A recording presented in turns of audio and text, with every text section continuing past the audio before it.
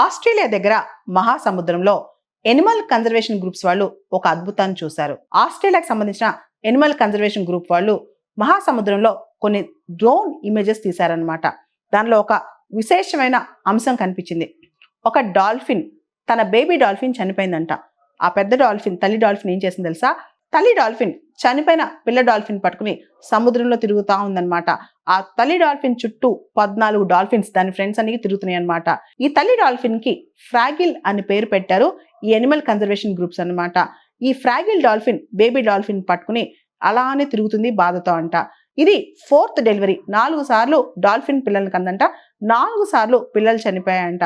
ముఖ్యంగా winter season, చలికాలంలో పిల్లల్ని కంటుందంట.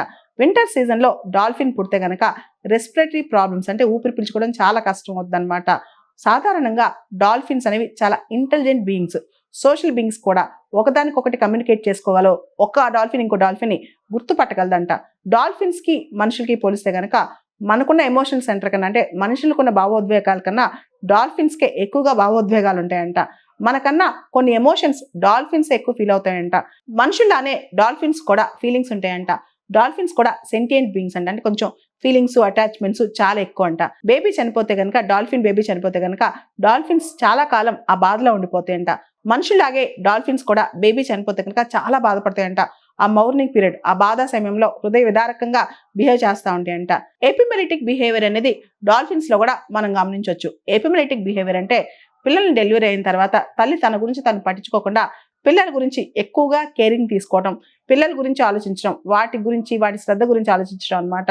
ఇంతకుముందు ఇలాంటి సంఘటనే కొన్ని సంవత్సరాల క్రితం ఒకటి చోటు చేసుకుందంట.